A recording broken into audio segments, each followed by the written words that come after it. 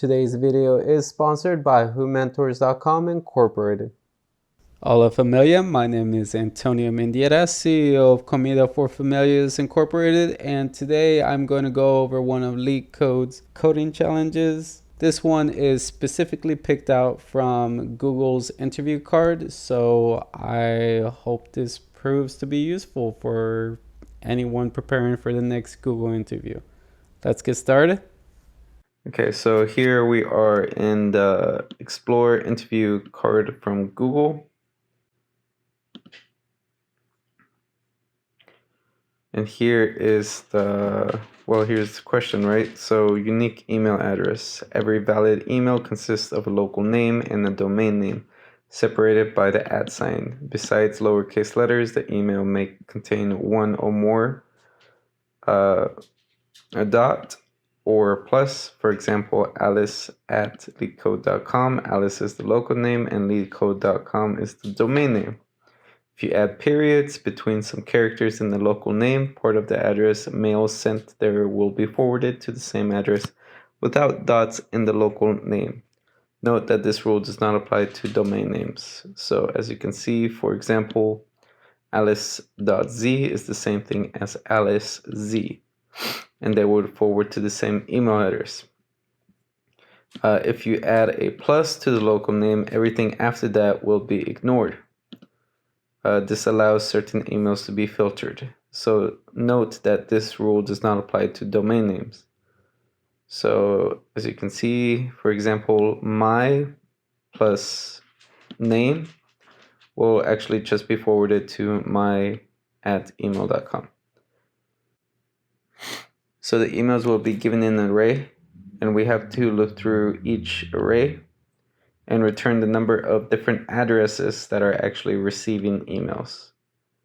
So let's go ahead and take a look at example 1, right? And the first thing we want to do is we want to capture all of the characters,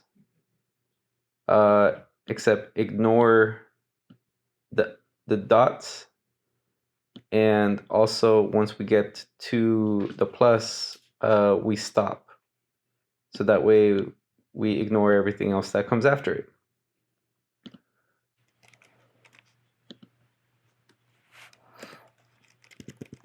So first we're going to create a for loop that gives us each email in emails.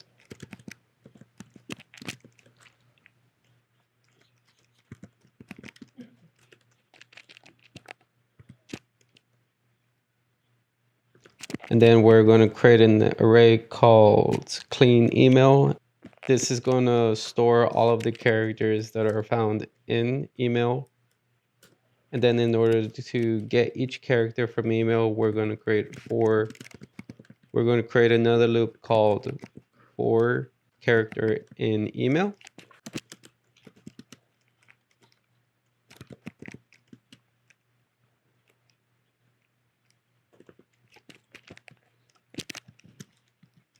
And as is said in the problem, if we come across a period or if we come across the @ sign, then we will ignore all the characters that come afterwards.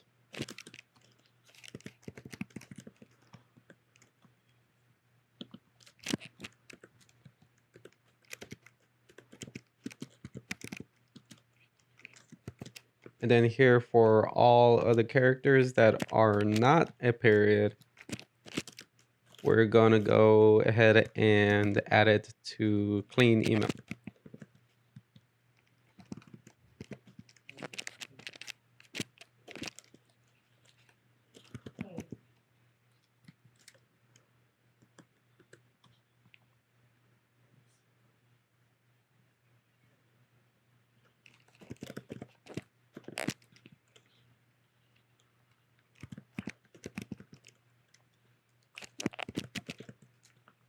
Check all of the characters inside clean email. And this is weird. Why are we getting a problem?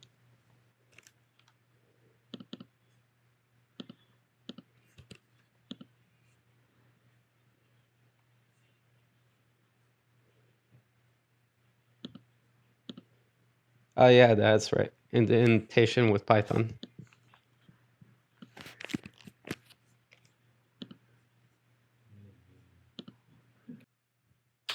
Oh, actually that is right. Let's test. But what's this stop at here? Oh.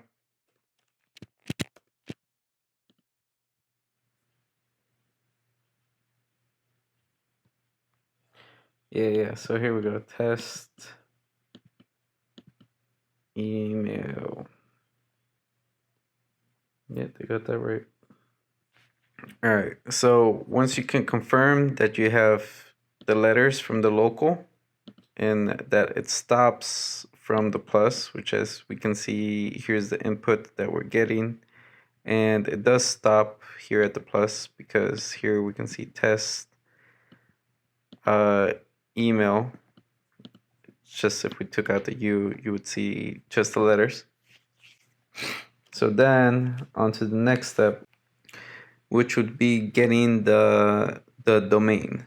So yeah, because this stops at the first half, and the reason why is because it could be very long, right?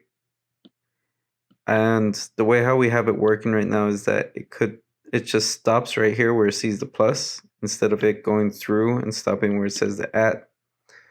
So now we're going to start from the other side, from the com part or mock, then whatever this is backwards. So the way how we do that is we now create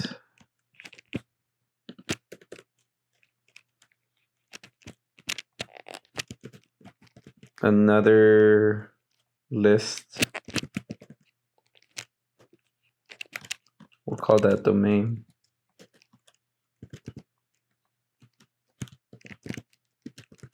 As I said, we're turning this around, so I think we just do reverse email.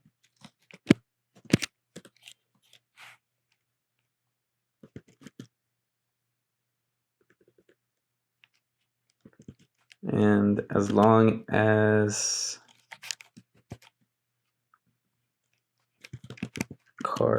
character, as long as the character is not equal to the at sign,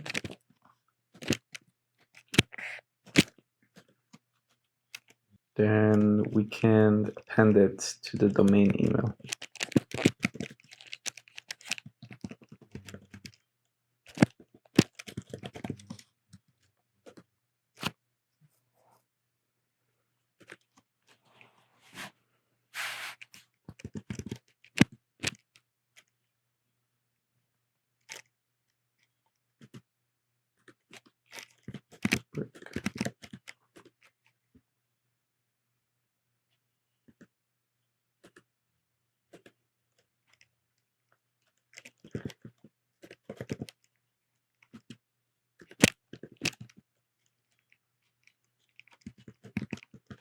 Now we can print domain email to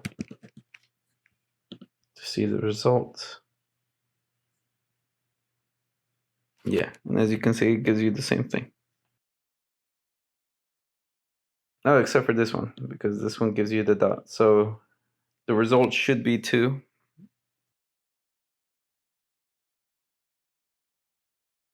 So what's the next step? So the next step is that we join these together. The way how we could do that is by doing domain name to the string join. And then in the join, we join our domain email because that's where we have all of our characters. And since we have it backwards, we can just do this. We can do splicing. Now, real quick, just to show you how this works, I'm going to highlight this. I'm going to go onto Google. Actually, I think if you just do that, go to Stack Overflow real quick, it'll show you an example. So the way how it explains this is that it's a start, stop, and then the other way around, it's the step, and then the step is pretty much the way how you want it to flow. So for the examples that they have here, right, we're going to use this: all items in the array in reversed order.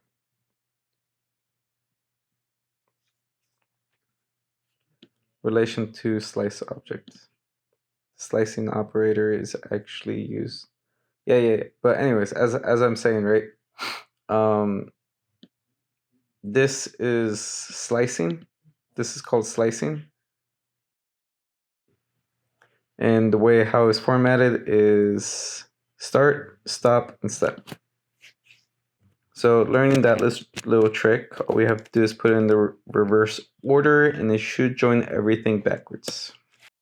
Now for this, domain, or actually clean email, right? Because we want to do the same thing with our local. What's it called again? The local, what? Local name? Yeah. Dot join and clean email.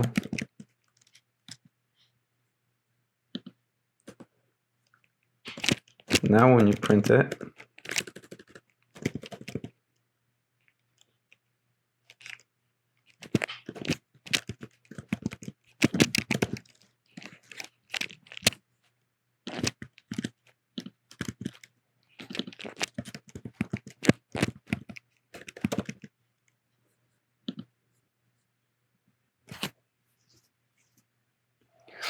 LeetCode.com, test email, LeetCode.com.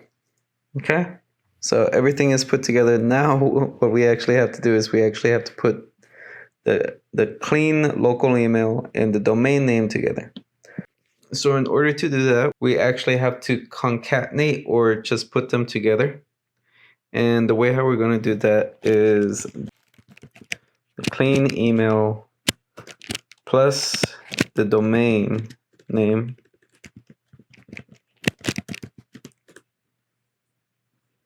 and we're actually going to put this together in a set. And I know we didn't initialize this, but the reason why we're using set is actually because in sets you cannot duplicate. So I'm going to show you guys a little reference here. Yeah, so the reason why we're doing sets is because if we look here, right, set items are unordered, unchangeable, and do not allow duplicates. And here we actually don't need duplicates, so this would actually work perfect for us.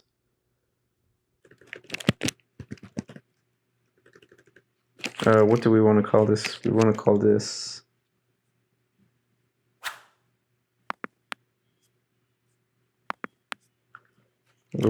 we'll just call it valid emails. You can change it to different unique emails. I'm going to do valid. I'm going to set. And here I'm actually just going to append it to the set. I think for sets it's actually called add. Then all we really want is emails. And all we want is really the length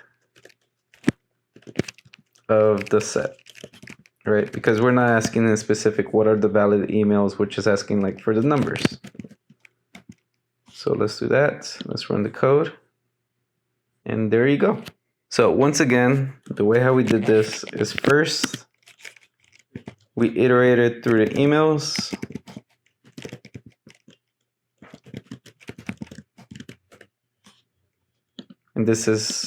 And then we clean them.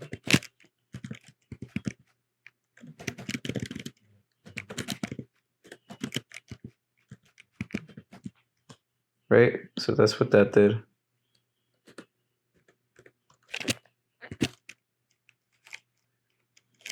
And then we got the characters of the domain. So what's it called?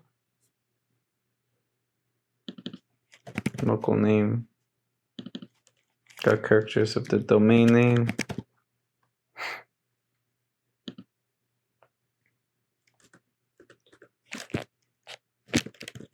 We joined the characters together. Oops.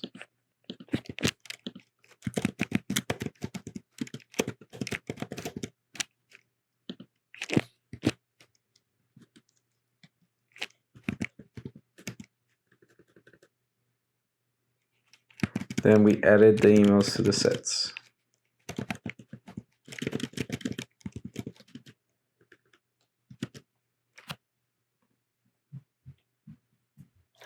And then that's how we got the answer.